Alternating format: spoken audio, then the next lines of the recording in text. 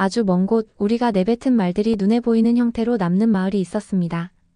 이곳의 수집가 아로은 매일 아침 길가에 떨어진 말의 파편들을 줍는 것으로 하루를 시작합니다. 어떤 말은 깃털처럼 가볍게 떠다니고 어떤 말은 무거운 돌덩이가 되어 땅에 박혀 있기도 합니다. 아로는 수집한 말들을 자신의 작업실로 가져와 하나하나 닦아냅니다. 그는 말의 형태만 보고도 그 말이 어떤 마음에서 태어났는지 알 수 있었습니다. 다정함이 섞인 말은 은은한 향기를 내뿜고 가시 돋친 말은 만질 때마다 손끝을 따갑게 찔렀습니다. 어느 날 마을에 새로 이사온 리리스가 아로의 작업실을 찾아왔습니다. 그녀는 쉼없이 말을 쏟아냈습니다. 그녀의 입술이 움직일 때마다 날카롭고 차가운 금속성 소리를 내는 파편들이 바닥으로 우수수 떨어졌습니다.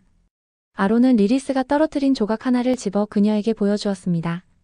이것 보세요, 리리스. 당신이 방금 내뱉은 말이 이렇게 무겁고 날카로운 모양을 하고 있네요. 리리스는 깜짝 놀라 그 조각을 만져보려 했지만 너무 무거워 손을 뗄 수밖에 없었습니다. 내가 하는 말들이 정말 이런 모습인가요? 리리스가 물었습니다. 그녀의 목소리가 떨리자 방금 전보다 조금 더 부드러운 곡선을 가진 조각이 바닥으로 떨어졌습니다. 아로는 고개를 끄덕이며 말했습니다. 말은 공기 중으로 사라지는 게 아니라 누군가의 마음 위에 이렇게 쌓이는 법이지요. 아로는 리리스를 데리고 마을 뒤편의 정원으로 향했습니다. 그곳은 사람들이 서로에게 건넸던 따뜻한 말들이 꽃과 나무가 되어 자라는 곳이었습니다. 우리가 내뱉는 모든 소리는 세상을 향해 보내는 중요한 메시지입니다. 그것이 꽃이 될지 가시가 될지는 당신의 몫이죠. 정원 한쪽에는 아직 시들지 않은 차가운 말의 그림자들이 드리워져 있었습니다. 아로는 조용히 그 그림자 곁에 앉아 잠시 침묵을 지켰습니다.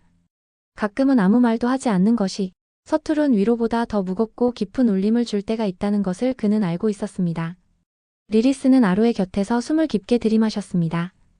그리고 아주 천천히 마음속에서 단어들을 골라내기 시작했습니다.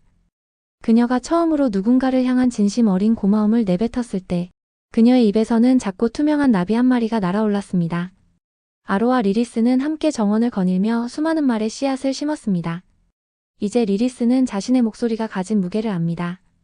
그녀가 내뱉는 한마디 한마디가 공기를 진동시키고 누군가의 하루를 밝히는 등불이 될 수 있다는 사실을요.